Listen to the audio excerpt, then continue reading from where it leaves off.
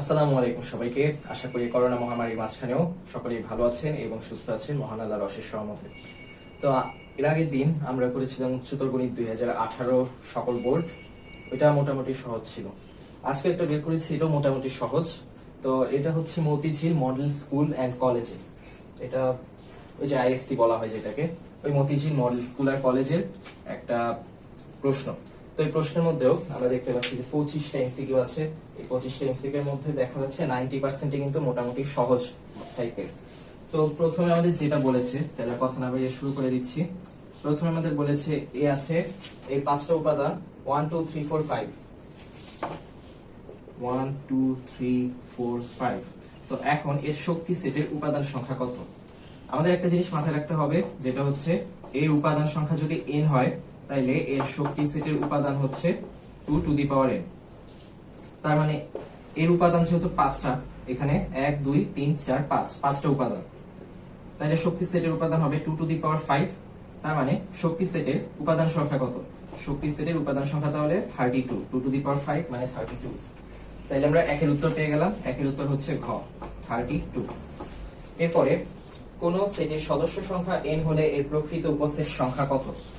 2 number, কোন সেটের সদস্য সংখ্যা n, এর সদস্য সংখ্যা n, এর প্রকৃত উপসেটের সদস্য সংখ্যা কতগুলা? তো একটা সেট দেওয়া আছে আমার, এই সেটের যতগুলা উপসেট হতে পারে, কতগুলা হতে পারে? এই যে আমরা দেখি একটা সেট হচ্ছে ধরলাম a 2 3, ঠিক বা এ তো দেওয়া আছে, ধরলাম p 2 3।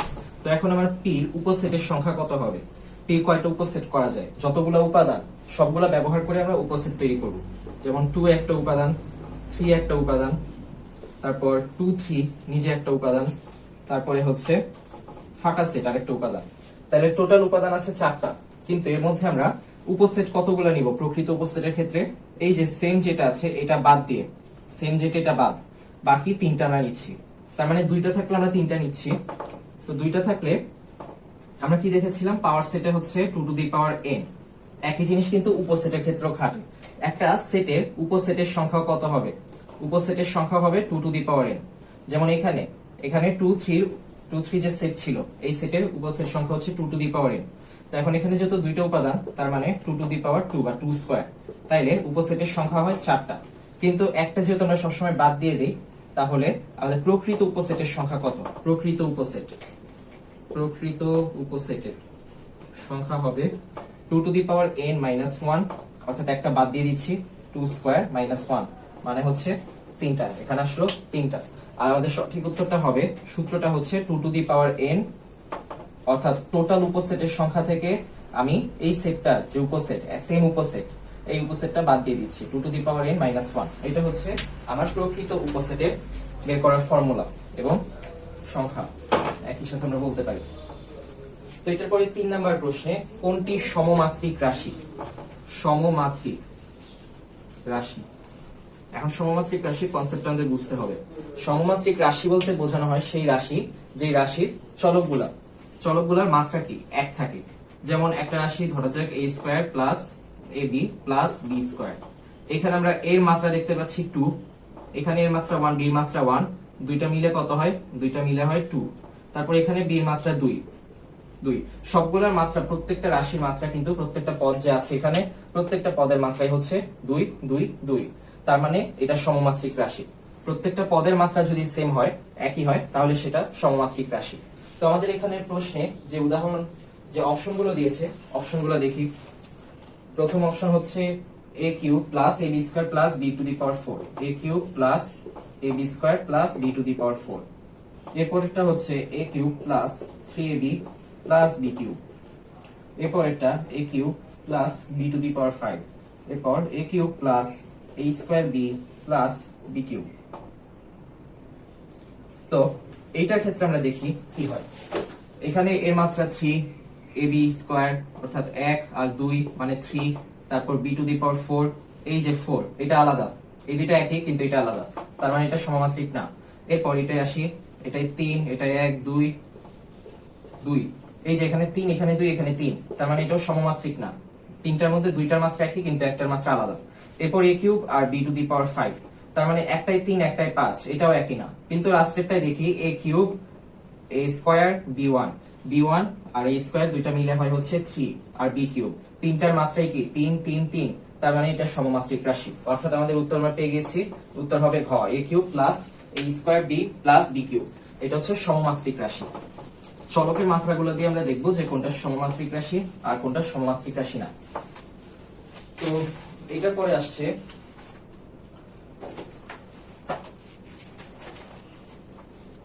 2x cube plus 3x to the power 5 plus x to the power 6 minus 2x to the power 4 minus 5, এই বহুপদীর মুখ্য সহগ কোনটি? মুখ্য সহগ বের করার আগে আমাদেরকে সবসময় বহুপদীটাকে কিভাবে সাজাতে হবে? এই যে x অর্থাৎ যে চলক দেওয়া থাকবে সেই চলকের সর্বোচ্চ ঘাত থেকে সর্বনিম্ন ঘাত, এই যে এটাই সর্বনিম্ন ঘাত x to the power 0, x to the power 0 মানে 1, তাই আমরা এটা না লিখলেও পারি, যেটা 1 আছে অলরেডি, এটা আমরা ধরি না, সাধারণত বাইরে রেখে দিই। x to the power 0টা আলাদা করে লেখা হয় না, তবে আমরা আপাতত হিসাবের সুবিধার জন্য ধরে নিচ্ছি। আমাদেরকে বড় থেকে ছোট সাজাতে হবে। প্রথমে তাহলে আসলে x to the power 6, তারপর plus 3x to the power 5, এরপরে minus 2x to the power 4, এরপর হচ্ছে প্লাস 2x কিউব, এরপর minus 5x to the power 0 বা মাইনাস 5, এমনি লিখে দিতে পারি। তো এখন এখানে আমরা দেখব মুখ্য পদ কোনটা? মুখ্য পদ হচ্ছে x to the power 6, কারণ যেটা সবচেয়ে বড় সূচক, যেটা সূচকটা সবচেয়ে বড় সেটা কিন্তু মুখ্য। তো এখন এই মুখ্য পদের সাথে সহগ হিসেবে আছে 1, সবসময় 1 থাকে। কোন সহগ যখন আমরা দেখব নাই, তখনও কিন্তু এই সহগ কি হবে 1 সহগ হিসেবে থাকবে। তো তাহলে আমরা বলতে পারি যে এই যে বহুপদীটা, এই বহুপদীটার যে মুখ্য সহগ হচ্ছে 1, উত্তরটা তাহলে 1 আসে। তো এটার পরে সমবাহু ত্রিভুজের একটা বহিস্থ কোণের মান কত? একটা সমবাহু ত্রিভুজ আঁকলাম, এটার মান 60 ডিগ্রি, এটার মান 60 ডিগ্রি, এটার মান 60 ডিগ্রি, এটা আমরা সবাই জানি। তো এখন বহিস্থ কোণ বলতে এই যে এটাকে আমরা একটু বাড়িয়ে দিলাম, একটু বাড়িয়ে দিলে বাইরে যে কোণটা উৎপন্ন হবে সেটাই বহিস্থ কোণ। আর এটার টোটালটা যেহেতু 180 ডিগ্রি, একটা সরল রেখা, সরল কোণ 180 ডিগ্রি, এটা থেকে আমি যদি ভিতরে 60 ডিগ্রিটা বাদ দিয়ে দেই, তাহলে আমি বাইরের এই কোণটা পেয়ে যাব, তাইলে 180 ডিগ্রি মাইনাস 60 ডিগ্রি হচ্ছে 120 ডিগ্রি। তার মানে একটা সমবাহু ত্রিভুজের বহিস্থ কোণের মান হচ্ছে 120 ডিগ্রি। তাহলে এটাও গেল। এইটার পরে নববিন্দু বৃত্তের ব্যাসার্ধ ত্রিভুজের পরিব্যাসার্ধের অর্ধেক, সবসময় এটা মাথায় রাখতে হবে। পরিব্যাসার্ধ যেটা থাকে, বৃত্তের পরিব্যাসার্ধ, সেই পরিব্যাসার্ধর অর্ধেক হচ্ছে নববিন্দু বৃত্তের ব্যাসার্ধ। নববিন্দু বৃত্তের ব্যাসার্ধ পরিব্যাসার্ধের অর্ধেক, এটা একদম মুখস্থ রাখতে হবে। নববিন্দু বৃত্তের ব্যাসার্ধ পরিব্যাসার্ধের অর্ধেক। ত্রিভুজের একটা বিন্দুতে কয়টা স্পর্শক আঁকা যায়? এই যে একটা বৃত্তের একটা বিন্দুতে কয়টা স্পর্শক আঁকা যায়? সরি, ত্রিভুজ বলে ফেলেছি। একটা বিন্দুতে আমি কেবল একটা স্পর্শকই আঁকতে পারবো, কখনো এখান দিয়ে আরেকটা স্পর্শক নেওয়া যাবে না। ঠিক আছে, স্পর্শক মানে কি? কেবল স্পর্শ করে চলে যাবে। ঠিক আছে, তোমার বাসাতে কেউ তোমাকে দরজা থেকে দেখা করে চলে যাচ্ছে, এখন করোনার সময় কেউ তোমার বাসার ভিতরে আসছে না, ঠিক আছে, বাসার বাইরে থেকে একটু দেখা করে হাই হ্যালো বলে চলে যাচ্ছে। তো এদিক দিয়ে গেলেও কিন্তু তোমার বাসায় আসতে পারছে না, এদিক দিয়ে গেলেও আসতে পারছে না। ভিতর দিয়ে যদি আসে, ভিতর দিয়ে আসলে কিন্তু হবে না, কারণ আমাদের স্পর্শ করতে বলেছে, ভিতর দিয়ে যাওয়া যাবে না। বাইরে দিয়ে আর কোনো পয়েন্টে এই বিন্দুটাকে টাচ করা সম্ভব হবে না। বৃত্তের একটা বিন্দুকে যদি টাচ করতে চাই, কেবল একটা সরল রেখায় সেটা পারবে, আর কোনো সরল রেখা পারবে না। বিশ্বাস না করলে যত ইচ্ছা ট্রাই করে দেখা যায়, কিন্তু আর কোনো বিন্দু একই বিন্দুতে একটা সরল রেখায় স্পর্শ করবে, আর কোনো সরল রেখা স্পর্শ করবে না। এইটার পরে বৃত্তের তারপর একটা সমীকরণ দিয়েছি, সমীকরণের নিশ্চয়কের মান বের করা। x square minus 6x plus 9 is equal two 0। তো এই টাইপের সমীকরণে নিশ্চয়কের মান বের করার একটা সূত্র আছে, সেটা হচ্ছে b স্কয়ার মাইনাস ac। তো b স্কয়ার মাইনাস ac হচ্ছে আমাদের নিশ্চয়কের মান, নিশ্চয়ক বের করতে হয়। এখন b কি, a কি, c কি? এই যে এখানে x এর সাথে যে সহগ থাকে, x এর সহগ হচ্ছে a, আবার এই x এর সাথে যে সহগ থাকে, x স্কয়ারের সাথে সহগ থাকলে a, x এর সাথে সহগ থাকলে b, এবং এটা হচ্ছে x বর্জিত পদ যেটা, অর্থাৎ যেই পদে x এর মান 0, x এর মান 0 না, x এর পাওয়ার হচ্ছে 0, x এর পাওয়ার হচ্ছে 0, এটাকে বলা হয় x বিবর্জিত পদ, ঠিক আছে, বা x বর্জিত পদ। তো এই x বর্জিত পদ যেটা, এটা আমরা x টু দি পাওয়ার 0টা সাধারণত লিখি না, এটার জায়গায় কিছুই লেখা হয় না, কারণ x টু দি পাওয়ার 0 মানেই তো 1 লেখা আর না লেখা দুটোই একই। ঠিক আছে, তো এই সমীকরণটার ক্ষেত্রে এটা তাহলে আমরা ধরি c। তাইলে এগুলোর মানগুলো বসিয়ে দিই। b এর মান হচ্ছে -6, মাইনাস প্লাসটা খেয়াল রাখতে হবে, আর এরপর মাইনাস 4 টাইমস এর মান হচ্ছে 1 আর সি মান হচ্ছে 9। তাহলে কত আসে মাইনাস 6 স্কয়ার হচ্ছে 36 মাইনাস 4 টাইমস 9 হচ্ছে 36, 36 মাইনাস 36 হচ্ছে 0। তাইলে এই সমীকরণে নিশ্চয়কের মান আসছে 0। ঠিক আছে, সমীকরণের নিশ্চয়কের মান বের করার ক্ষেত্রে আমাকে দেখতে হবে x স্কয়ারের সহগ হচ্ছে a, তারপর x এর সহগ হচ্ছে b, আর x বিবর্জিত পদ, x বর্জিত পদ যেটা সেটা হচ্ছে c, এবং আমাদের b স্কয়ার মাইনাস 4ac এটা হচ্ছে নিশ্চয়কের মান বের করার সূত্র, এটা মাথায় রাখতে হবে। ওকে, এরপরে 16 two the power x is equal two 64 two the power y হলে আমার y ডিভাইডেড বাই x কত, y বাই x কত। এটাও মোটামুটি সহজ মানের প্রশ্ন, কারণ 16 আমরা জানি 2 two the power 4 two the power x, আর 64 আমরা জানি 2 two the power 5 two the power y, sorry 2 two the power 6 two the power y, 2 two the power 6 two the power y। তো এখন এটাকে আমরা কিভাবে লিখতে পারি, 2 two the power 4x is equal to 2 two the power 6y, পাওয়ারের উপর পাওয়ার মানে গুণ হয়ে যাচ্ছে, পাওয়ারের উপর পাওয়ার গুণ হয়ে যাচ্ছে, এভাবে লিখে ফেললাম। এখন আমরা জানি যে যদি বেস একই হয়, বেস যদি সেম হয় তার মানে কি এক্সপোনেন্ট দুইটাও সেম, অর্থাৎ আমার যে বেস, এই বেস দুইটা যেহেতু সেম তার মানে আমার এক্সপোনেন্ট যে দুইটা আছে, সূচক যে দুটো আছে, সূচক দুটো সেম, তার মানে 4x is equal two 6y।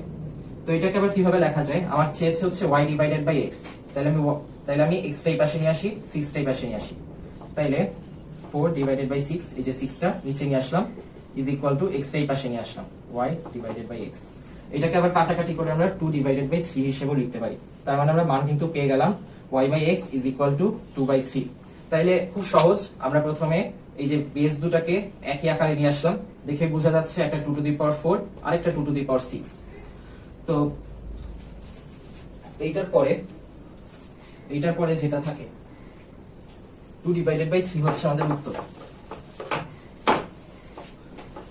এইটার পরে একটা অনুক্রম দিয়েছে আমাদের, ঠিক আছে, এই প্রশ্নটা একটু মজার, u n 1 minus 1 two the power n এরপর ডিভাইডেড বাই 2। তো এটার মান যদি এত হয়, u টু দি পাওয়ার 15 এর মান কত। এখন আমার ক্যালকুলেটরে পুরাটা তুলে আবার এখানে সূচক 15 দিতে হবে, তারপর 2 দিয়ে ভাগ করতে হবে। ধরা যাক আমার পরীক্ষায় 1 সেকেন্ড বাকি, খাতাটা এখন নিয়ে নিবে, এই সময় আমি এই অঙ্কটা কিভাবে করব। তো এই সময় অঙ্কটা করার ক্ষেত্রে আমাকে একটা জিনিস মাথায় রাখতে হবে যে n হয় জোড় হবে না হলে বিজোড় হবে, দুইটার জন্য একটা মান আসবে, কারণ এখানে কি আছে, 1 আছে, -1 আছে, 2 আছে। তো এখন আমরা স্বাভাবিক নিয়মে চিন্তা করি, u এর মান যদি 1 হয় তাহলে কি হবে, 1 মাইনাস -1 টু দি পাওয়ার 1, এই যে n এর মান 1 হলে ডিভাইডেড বাই 2, -1 টু দি পাওয়ার 1 হচ্ছে -1, তার মানে 1 মাইনাস -1 ডিভাইডেড বাই 2 কত আসে, 1 প্লাস 1 ডিভাইডেড বাই 2 হচ্ছে 1, 1 প্লাস 1 হচ্ছে 2 ডিভাইডেড বাই 2 হচ্ছে 1, 2 ডিভাইডেড বাই 2 1। তার মানে আমি n এর মান যদি বিজোড় দেই, n এর মান বিজোড় দেই, তাহলে আমার যে টোটাল যে মানটা আসছে, মান আসছে হচ্ছে বিজোড়। এই u অফ n এর মান যেটা আসছে, u সাবস্ক্রিপ্ট n এর মানটা আসছে হচ্ছে বিজোড়। আর এখন আমি u এর মানটা জোড় দিয়ে দেখি, জোড় দিয়ে দেখলে কি হয়, এখন 1 মাইনাস -1 টু দি পাওয়ার 2 বা -1 স্কয়ার হচ্ছে 1 মাইনাস প্লাস 1 ডিভাইডেড বাই 2, তার মানে 1 মাইনাস 1 ডিভাইডেড বাই 2 হচ্ছে 0 ডিভাইডেড বাই 2 0। তাইলে n এর মান যখন আমি জোড় দিলাম তখন আমার সব সময় উত্তর আসবে 0, আর বিজোড় দিলে সব সময় উত্তর আসবে 1। এই একটা টাইপের অঙ্ক দেখা যায় পরীক্ষায় বারবার আসে, অনেক আসে। তো এখন এটা যদি আমি 2 জায়গায় অন্য একটা জোড় সংখ্যা দিয়ে দেখি 4, ঠিক আছে, -1 টু দি পাওয়ার 4, তাইলেও কিন্তু -1 টু দি পাওয়ার 4 মানে কি, -1 টু দি পাওয়ার 4 ও +1ই আসবে। আবার এটার জায়গায় যদি আমি 1 না দিয়ে 313 দিতাম, ক্যালকুলেটরে বসিয়ে দেখলেও দেখা যাবে যে প্রত্যেকটা বিজোড় সংখ্যার জন্য এটার মানটা কি -1ই হবে। এটা তো জানা কথা, কারণ -1 এর সাথে যদি কোনো বিজোড় সংখ্যার পাওয়ার থাকে তাইলে যে উত্তরটা আসবে সেটা -1ই হবে। তো এই জন্য আমি বলতে পারি যে n যদি বিজোড় হয় তাহলে আমার উত্তর হবে 1। তার মানে এখানে n কত আছে, n এখানে আছে আমার 15 দিয়েছে, 15 মানে তো বিজোড়, 15 মানে বিজোড়, তার মানে আমার উত্তর কত আসবে, উত্তর অবশ্যই আসবে 1, তার মানে আমার উত্তরটা 1। তো এখন এটা পরীক্ষা হলে দেখলে বোঝা যাবে যে যদি -1 এভাবে থাকে, উপরে যদি পাওয়ার বিজোড় হয় তাহলে আসবে 1, যদি পাওয়ার জোড় হয় তাহলে আসবে কি, তাহলে আসবে 0। এই টাইপের অঙ্কগুলোর জন্য একটু মাথা খাটিয়ে বুঝে নিলেই হবে, একটু মাথা খাটিয়ে বুঝতে হবে যে বিজোড় হলে কি হবে, জোড় হলে কি হবে। তাইলে আমরা 1 সেকেন্ডের মধ্যে করে ফেলতে পারবো। ঠিক আছে, এরপর একটা ধারা দিয়েছে 1 প্লাস 0.1 প্লাস 0.01 প্লাস 0.001 প্লাস এটার অসীমতক সমষ্টি কত? অসীমতক সমষ্টি বের করাটা তো বেশ সহজ। আমরা খালি উপরে a দিব, নিচে 1 মাইনাস r দিব। তাহলে উপরে থাকতেছে হচ্ছে 1 আর নিচে থাকতেছে 1 মাইনাস r হচ্ছে 0.1 ডিভাইডেড বাই 1 মানে হচ্ছে 0.1। তাহলে এটা হচ্ছে 0.1। 0.1 কে আমরা কিভাবে লিখতে পারি? 1 ডিভাইডেড বাই 10 হিসেবে। তাইলে এটার উত্তর আসে হচ্ছে 1 ডিভাইডেড বাই 10, 9/10। আর এখন 10 টা উপরে চলে আসবে, তাহলে 10 ডিভাইডেড বাই 9। আমার উত্তর তাহলে আসছে অসীমতক সমষ্টি a divided by 1 minus r। এর মান হচ্ছে প্রথম রাশি, প্রথম পদটা হচ্ছে 1 দিলাম। এরপরে আমি আসছে 1 মাইনাস r, আর হচ্ছে সাধারণ অনুপাত দ্বিতীয় ভাগ প্রথম। আমরা সাধারণ অনুপাতটা পেতে পারি। দ্বিতীয় রাশি ভাগ প্রথম রাশি, আমরা সাধারণ অনুপাতটা বের করে ফেলতে পারি। অথবা তৃতীয় রাশি ভাগ দ্বিতীয় রাশিও কিন্তু সাধারণ অনুপাত, একই জিনিস। 0.1 ডিভাইডেড বাই 1 ও 0.1, আবার 0.01 ডিভাইডেড বাই 0.1 ও 0.1 আসবে। তো সাধারণ অনুপাতটা 1 থেকে বিয়োগ করার পরে পেলাম 9/10। 10 টা উপরে চলে যাচ্ছে, 10/9 আসছে আমার উত্তর। এই তো, কোনো ব্যাপারই না। এরপরে 2 ডিগ্রি সমান কত রেডিয়ান?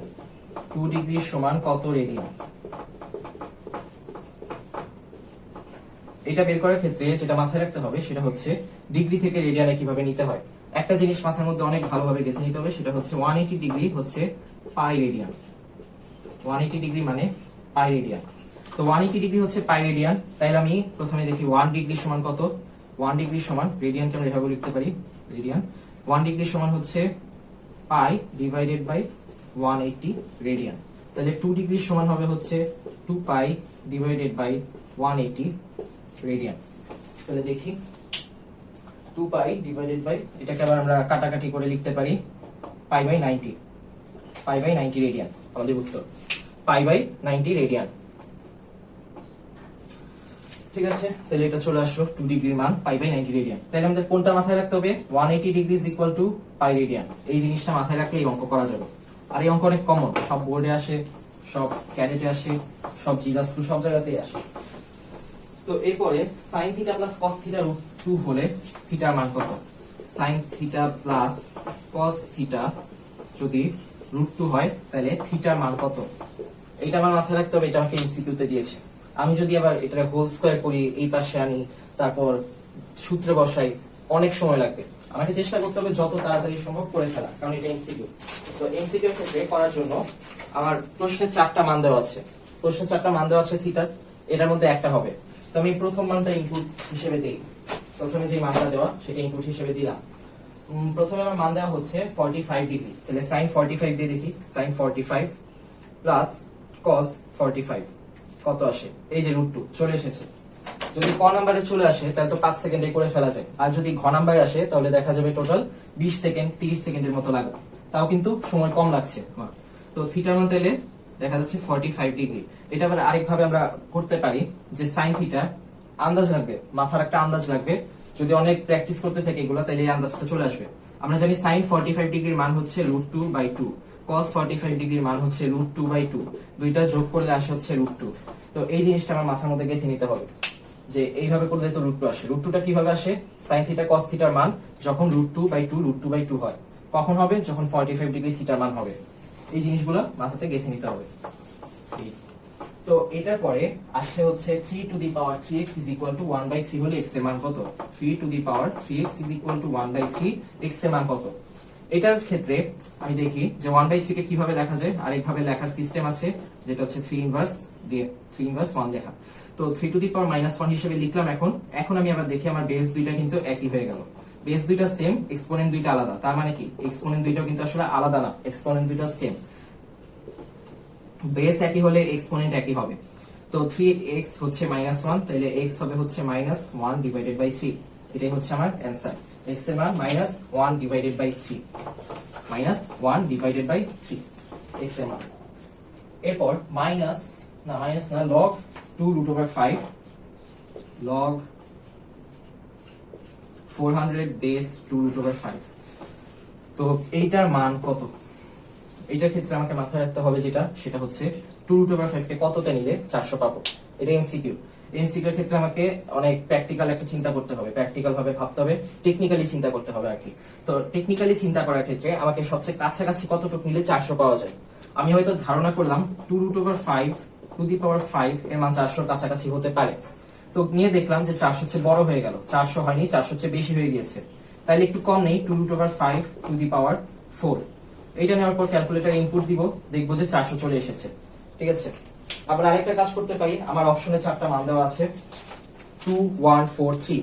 এটা দেখে কিন্তু আমি বুঝতে পারছি যে 2 কিন্তু জীবনও হবে না, 1ও হবে না, হয় 3 হবে নাইলে 4 হবে, 3 হবে নাইলে 4 হবে।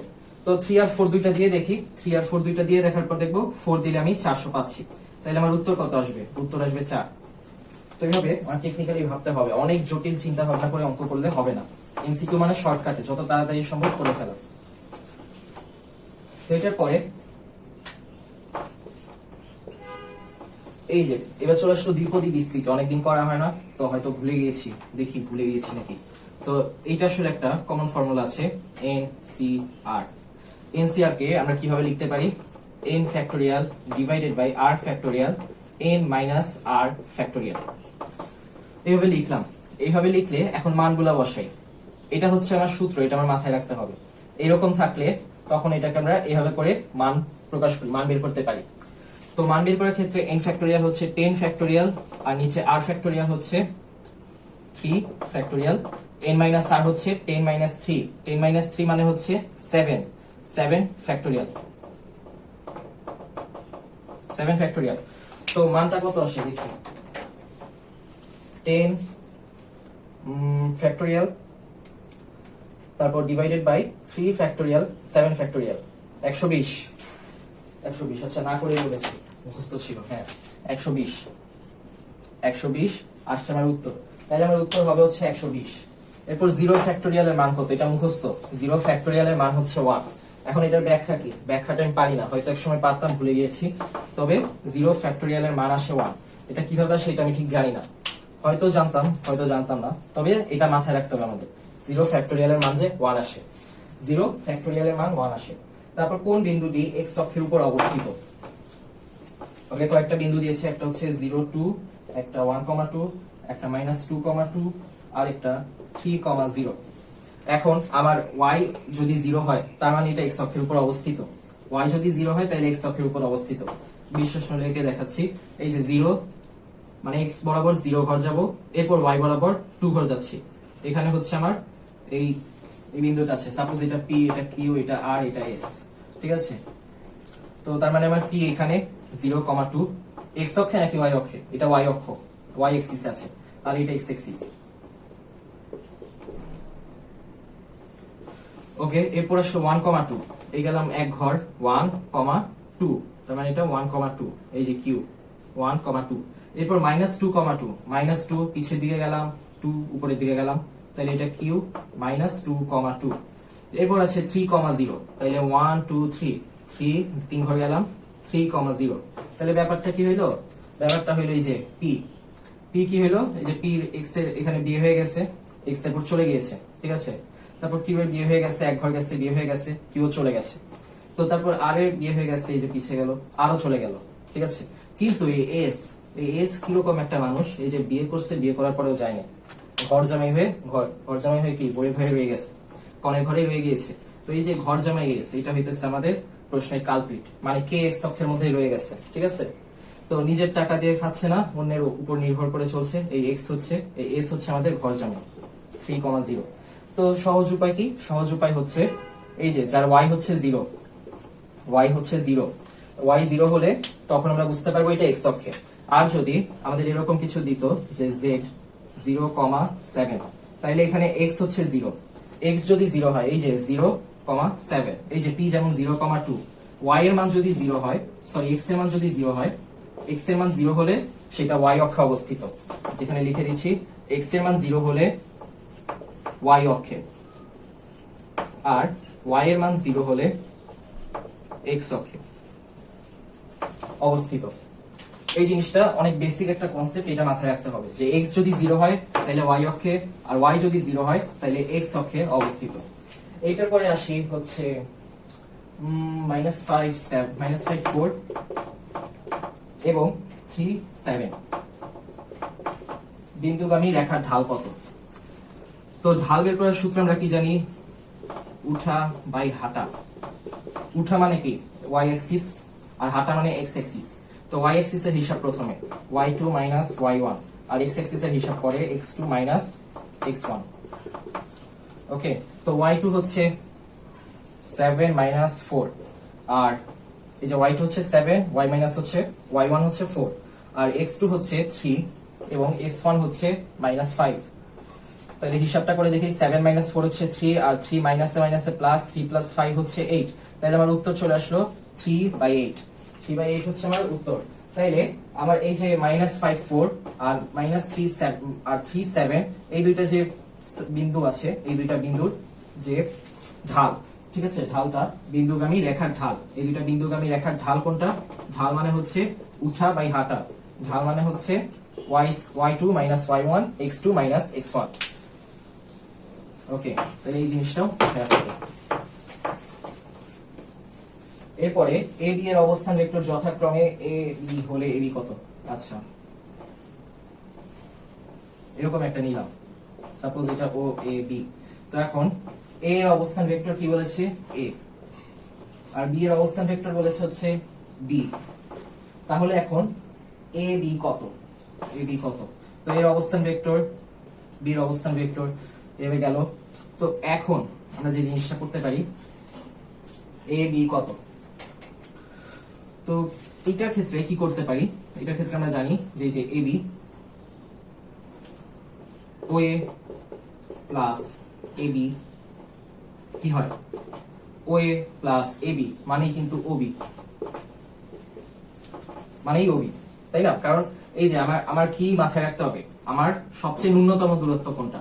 এই যে উপর দিয়ে গেলাম, এদিকে আসলাম, এটা যে সরণ, এই যে এই পথটা যে সরণ, এই ডাইরেক্ট স্ট্রেট লাইনটাও কিন্তু সেই একই সরণ।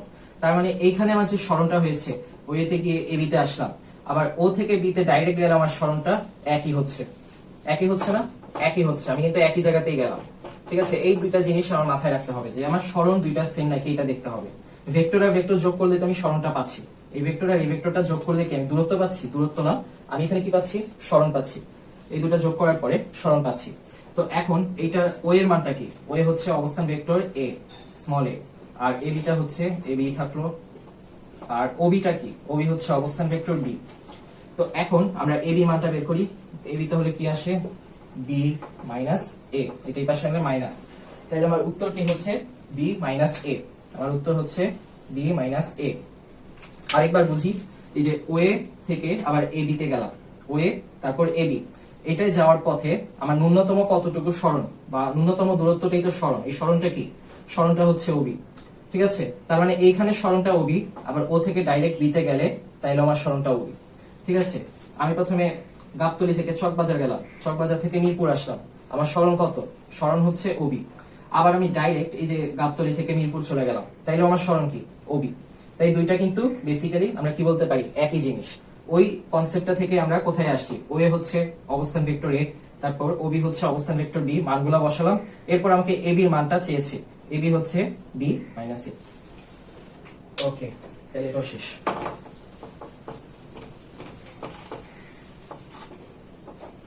একটা গোলাকার বলের ব্যাস 4 একক হলে আয়তন কত?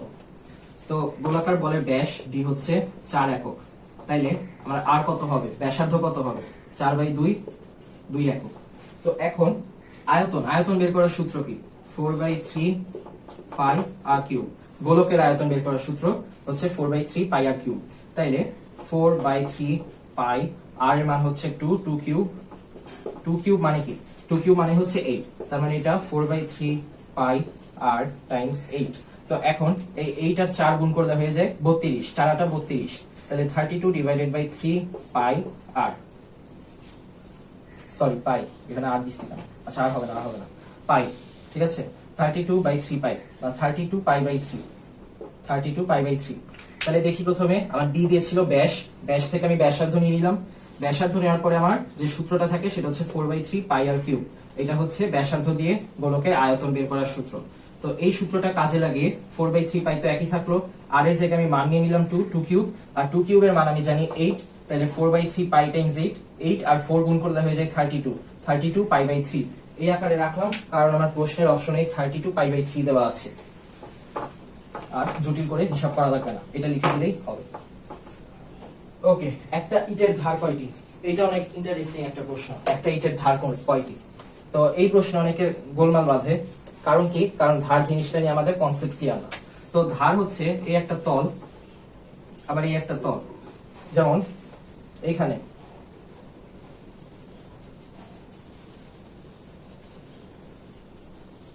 এই যে কালো কালি করলাম যেটা, এখানে দেখা যাচ্ছে যে এই তল, এটার নাম দিলাম আমি এ তল, আর এটা হচ্ছে বি। এই এ তল এবং বি তল একসাথে এই মাঝখানে যে ধারে যে প্রান্তে মিলিত হচ্ছে, এটা হচ্ছে ধার, এটা একটা ধার। তারপরে এইটার একটা ধার, একটা ইট, এটাকে একটা ইটের মতো আমরা কল্পনা করি। এই পাশে একটা ধার উপরে, এই পাশে একটা তল, নিচে একটা তল, দুইটা তল যেখানে মিলিত হয় সেটাই হচ্ছে ধার। তো ইটের এরকম ধার আমরা দেখি কয়টা আছে, 1টা 2টা 3টা 4টা। উল্টা পাশে 1টা 2টা 3টা 4টা, তাহলে কয়টা হইলো? 4 যোগ 4। এখন আরো বাকি আছে এই পাশে 1টা 2টা আরো 2টা, আবার এই উল্টা পাশে 1টা 2টা আরো 2টা, তাহলে কত হয়? 4 4 8 10 12, তাইলে ইটের ধার হচ্ছে 12, ইটের ধার 12টা। ঠিক আছে, আবার দেখি 1টা 2টা উল্টা পাশে, 3টা 4টা এইদিকে, 1টা 2টা 3টা 4টা উল্টা পাশে, 1টা 2টা 3টা 4টা, তাইলে 4 4 2 2 12টা। ইটের তাইলে ধার কয়টা? ইটের ধার 12টা। এরপর থেকে আমাদের আর কোনোদিন এই কনসেপ্টে ভুল করা যাবে না। ইটের ধার কয়টা? ইটের ধার 12টা। ইটের ধার 12টা। তো সম্ভাবনার সর্বোচ্চ মান কত? পরের প্রশ্ন। সম্ভাবনার মান হচ্ছে অনুকূল ফলাফল, অনুকূল ঘটনা ভাগ টোটাল ঘটনা। এখন আমার কাছে 100টা লাল বল আছে, 100টা লাল বল। এই 100টা লাল বল একটা ঝুড়িতে আছে, এই ঝুড়ির মধ্যে আমি হাত ঢুকিয়ে যে কোনো একটা বল বের করছি, হাত ঢুকালাম একটা বল বের করছি। তো এই বল বের করার ক্ষেত্রে আমি কি পাবো? লাল বলই পাবো, আর কোনো বল তো নেই। আর কি করব? আর কি কোনো বল পাবো? সাদা সবুজ নীল পাবো না, আমরা লাল বলটাই পাবো। তার মানে এখানে অনুকূল ঘটনা কয়টা? 100টা বল যদি বের করি প্রত্যেকবারই কি লাল বল পাবো, তাহলে আমার অনুকূল ঘটনা 100টা। টোটাল কয়টা ঘটনা ঘটতে পারে? 100টা ঘটনা, প্রত্যেকবারই লাল আসবে, তো টোটাল ঘটনা ঘটতে পারে 100টা। তো 100 ভাগ 100 হচ্ছে 1। এর চেয়ে বেশি কি কখন আমার সম্ভাবনা আসবে? যে আমার সম্ভাবনা হচ্ছে 2, সম্ভাবনা 3। একবার লাল বল বের করলে কিন্তু আমি কখনোই 300টা পাবো না, 300টা লাল বল পাওয়ার চান্স নেই। আমি সর্বোচ্চ একটা লাল বলই পেতে পারি, আর আমার টোটাল ঘটনা তখন ঘটবে একটা, হয় একটা লাল বল একটা নীল বল। ঠিক আছে, তো আমি লাল বল আছে কতগুলা, লাল বল কতগুলো আছে? 100টা, হয় 100টা লাল বল এর একটা পাবো, অথবা টোটাল যে 100টা লাল বল আছে 100টা লাল বলের মধ্যে থেকে কিন্তু আমি লাল বলটা নিচ্ছি।